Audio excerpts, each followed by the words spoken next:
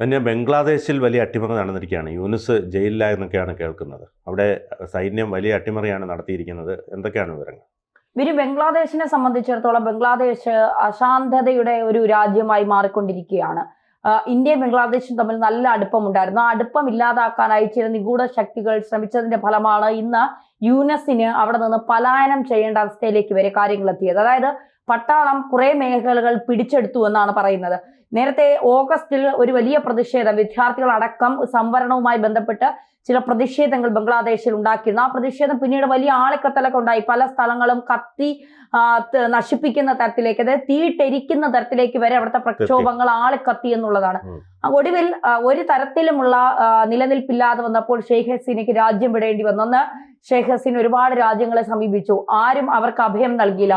ഇന്ത്യയോട് വിളിച്ചു ചോദിച്ചു. പട്ടാള മേധാവി വക്കർ ഉസ്മാൻ പറഞ്ഞു, 40 മിനിറ്റ് സമയം തരാം, അതിനിടയ്ക്ക് ഇവിടെ നിന്ന് നിങ്ങൾ വിട്ടോളണം, ഇല്ലെങ്കിൽ നിങ്ങൾ ജയിലിലാകുമെന്ന്. ആ 40 മിനിറ്റ് കൊണ്ട് അവർ വിളിക്കേണ്ട എല്ലാ രാജ്യങ്ങളെയും, അവർക്ക് അടുപ്പമുള്ള എല്ലാ രാജ്യങ്ങളെയും വിളിച്ചു. ആരും അവരെ സ്വീകരിച്ചില്ല. ഇന്ത്യയെ വിളിച്ചപ്പോൾ ഇന്ത്യ പറഞ്ഞു, ധൈര്യമായി ഇങ്ങോട്ട് പോന്നോളൂ, ഞങ്ങളുണ്ട് നിങ്ങൾക്കൊപ്പമെന്ന്. അങ്ങനെ ഇന്ത്യ അവരെ വിളിച്ചു. എവിടെയാണ് അവരെത്തിയതെന്നോ അവർ ഇന്ത്യയിൽ എവിടെയാണ് താമസിച്ചതെന്നോ ഇന്ത്യയിൽ അവർക്ക് എവിടെയാണ് അഭയം നൽകിയതെന്നോ ഒന്നും ഇന്ത്യൻ സർക്കാർ പുറത്തുവിട്ടില്ല. അതിനുശേഷം ഷെയ്ഖ് ഹസീനയ്ക്കെതിരെ നിരവധി വിവാദ ആരോപണങ്ങളും പ്രസ്താവനകളും ബംഗ്ലാദേശും യൂനസും ഒക്കെ പുറത്തിറക്കി. അപ്പോഴും അവർ മൗനം പാലിച്ചു. പക്ഷേ ഈ അടുത്ത സമയത്ത് ഏകദേശം 1 മാസത്തിന് മുൻപേ ഷെയ്ഖ് ഹസീന ഒരു പ്രസ്താവന പുറത്തുവിട്ടു. അവർ പറഞ്ഞു, ഞാൻ ബംഗ്ലാദേശിലേക്ക് തിരിച്ചു വരും, ബംഗ്ലാദേശിന്റെ അധികാരം ഞാൻ കയ്യേറും. അത് കഴിഞ്ഞതിന് ശേഷമാണ് ബംഗ്ലാദേശിൽ ഒരു പട്ടാള അട്ടിമറിയുടെ വാർത്തകൾ നമ്മൾ കേൾക്കുന്നത്. യൂനസ് ഒന്നുകിൽ രാജിവെക്കുക, അല്ലെങ്കിൽ പലായനം ചെയ്യുക, അല്ലെങ്കിൽ യൂനസിനെ പട്ടാളം പിടിച്ച് ജയിലിലാക്കും. ഇതാണ് ഇപ്പോഴത്തെ അവസ്ഥ. കാരണം യൂനസിനെ കൊണ്ട് ബംഗ്ലാദേശിൽ ഭരണം മുന്നോട്ട് കൊണ്ടുപോകാൻ കഴിയില്ല. പട്ടാളം പറയുന്നത് ജനാധിപത്യപരമായ ഒരു സർക്കാർ അധികാരത്തിൽ വന്നാൽ മാത്രമേ ഇനി ബംഗ്ലാദേശിന്റെ ഭരണം നല്ല രീതിയിൽ പോകൂ. കാരണം പട്ടാളത്തിന് നന്നായിട്ട് അറിയാം ബംഗ്ലാദേശിന്റെ അവസ്ഥ ഇപ്പോൾ എന്താണ് എന്നുള്ളത്. ഈ വക്കർ ഉസ്മാൻ എന്ന് പറയുന്ന പട്ടാള മേധാവി ഷെയ്ഖ് ഹസീന പിന്നെ ബംഗ്ലാദേശിന്റെ അധികാരം കയ്യേറിയിരുന്നപ്പോൾ അവരുടെ സന്തത സഹചാരിയായിരുന്ന ഒരാളായിരുന്നു.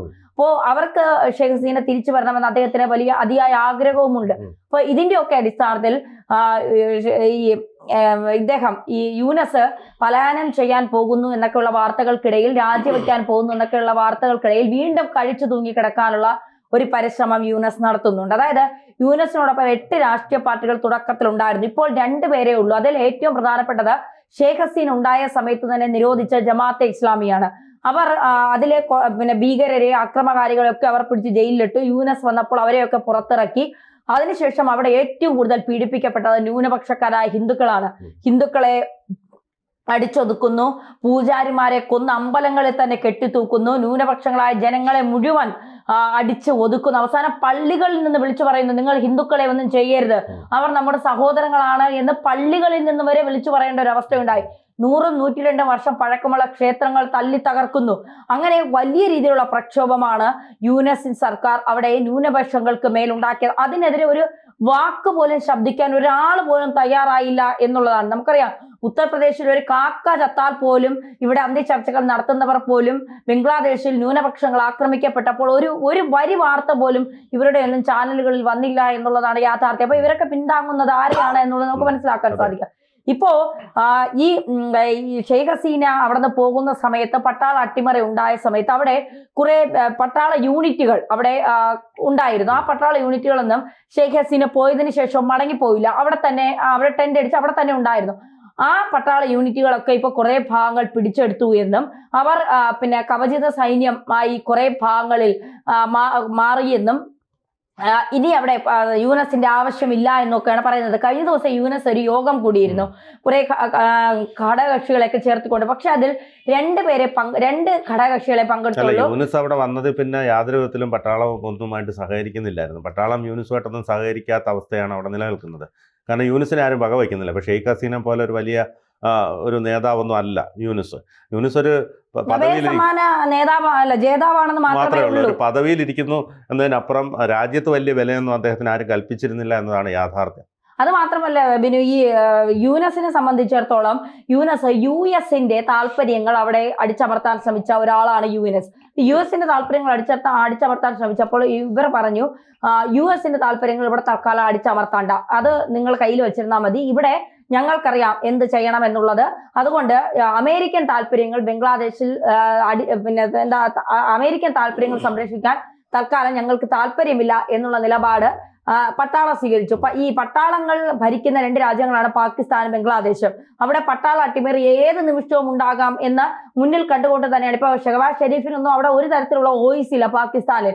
ഇയാൾ ഈ പറയുന്നത് മാത്രമേ ഉള്ളൂ. അവിടെ അസീം മുനീർ ആണ് അവിടുത്തെ രാജാവ് എന്ന് പറയുന്നത്. അസീം മുനീർ പറയുന്നത് മാത്രമേ അവിടെ നടക്കൂ, അവിടെ നടപ്പിലാക്കാൻ കഴിയൂ. ഇല്ലെങ്കിൽ അപ്പൊ തന്നെ പട്ടാളം അട്ടിമറിക്കും സർക്കാരിനെ. അതുപോലെയാണ് ബംഗ്ലാദേശിലും. പട്ടാളത്തെ തള്ളി പറഞ്ഞാൽ, പട്ടാളത്തെ നോവിച്ചാൽ ബംഗ്ലാദേശിലും ഒരു അട്ടിമറി ഉണ്ടാകും. ആ അട്ടിമറിക്കുള്ള എല്ലാ സാധ്യതകളും ബംഗ്ലാദേശിൽ തെളിഞ്ഞു വരുന്നു എന്നുള്ളതാണ് യാഥാർത്ഥ്യം. എന്തായാലും ബംഗ്ലാദേശിനെ സംബന്ധിച്ചിടത്തോളം ഷെയ്ഖ് ഹസീന തിരിച്ചു വന്നാൽ മാത്രമേ ബംഗ്ലാദേശിന് ശാശ്വതമായ ഒരു സ്ഥിരത ഉണ്ടാകൂ. അവരുടെ സാമ്പത്തികം അടപടലം എന്താ പറയുക അവസാനിച്ചിരിക്കുന്ന ഒരു അവസ്ഥയാണ്. ടെക്സ്റ്റൈൽസ് വിപണനമാണ് അവരുടെ ഏറ്റവും വലിയ സാമ്പത്തിക സ്രോതസ്. അതെല്ലാം പൊളിഞ്ഞു പാളിസായിരിക്കുന്നു. അരക്ഷിതാവസ്ഥയാണ്. ആഭ്യന്തര കലാപം ഉടലെടുത്തിരിക്കുന്നു. മിക്ക സ്ഥലങ്ങളിലും ജനങ്ങൾ തന്നെ സർക്കാരിനെതിരെ തിരിഞ്ഞ് അക്രമം ഉണ്ടാക്കുന്ന അവസ്ഥയിലേക്ക് കാര്യങ്ങൾ പോകുന്നു. അപ്പോൾ മൊത്തത്തിൽ ബംഗ്ലാദേശിന്റെ ഒരു അടിവേരി ഇളകുന്ന അവസ്ഥയിലേക്കാണ് കാര്യങ്ങൾ പോകുന്നത്. ഈ സമയത്ത് ജനാധിപത്യപരമായ ഒരു സർക്കാരിനെ തിരഞ്ഞെടുത്തില്ലെങ്കിൽ ബംഗ്ലാദേശിൽ കൂട്ട കലാപങ്ങൾ ഉണ്ടാകും, വലിയ രീതിയിലുള്ള വംശഹത്യകൾ സംഭവിക്കും. ഹിന്ദുക്കൾ മുസ്ലിങ്ങൾ തമ്മിലുള്ള ഒരു വലിയ വർഗീയ കലാപം ഉണ്ടാകാൻ സാധ്യതയുണ്ട്. ഇതൊക്കെ വരുത്തി വെച്ചത് യൂനസ് ആണ്. യൂനസിനെ കൊണ്ടുവരണമെന്ന് ആഗ്രഹിച്ച കുറെ അമേരിക്കൻ ശക്തികളും ചേർന്ന് ബംഗ്ലാദേശിനെ ഇല്ലാതാക്കി എന്ന് തന്നെ പറയേണ്ടി വരും. ബംഗ്ലാദേശും ഇന്ത്യയും തമ്മിൽ നല്ല സൗഹൃദ ബന്ധമായിരുന്നു. അയൽ രാജ്യങ്ങൾ തമ്മിൽ പാകിസ്ഥാനെ പോലെയല്ല, അയൽ രാജ്യങ്ങൾ തമ്മിലുള്ള ഏറ്റവും അടുത്ത ബന്ധമായിരുന്നു ബംഗ്ലാദേശും ഇന്ത്യയും തമ്മിൽ. അത് ഇല്ലാതാക്കിയത് യൂനസിന്റെ വരവോടുകൂടിയാണ്.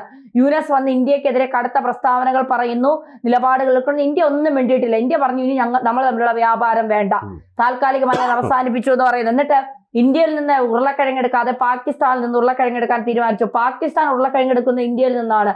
ഇവിടെ നിന്ന് ഉരുളക്കിഴങ്ങ് പാകിസ്ഥാനിലേക്ക് പോയിട്ട് അവിടെ നിന്ന് ബംഗ്ലാദേശിലേക്ക് വരുമ്പോൾ ഇരട്ടി തുക പാകിസ്ഥാന് ബംഗ്ലാദേശ് നൽകണം. അങ്ങനെ മൊത്തത്തിൽ കടക്കിണിയിലായിരിക്കുകയാണ് ബംഗ്ലാദേശ്. അപ്പൊ ഇതൊക്കെ നമ്മൾ ഒന്ന് ചേർത്ത് വായിച്ചു കഴിഞ്ഞാൽ ബംഗ്ലാദേശിന്റെ അവസ്ഥ വളരെ പരിതാപകരമാണ് എന്ന് പറയാതിരിക്കാൻ കഴിയില്ല. ബംഗ്ലാദേശ് മുഴുവനായി ഒരു വല്ലാത്ത അവസ്ഥയിലേക്ക് മാറിക്കൊണ്ടിരിക്കുകയാണ് എന്ന് കൃത്യമായി തന്നെ നമുക്ക് പറയാൻ സാധിക്കും.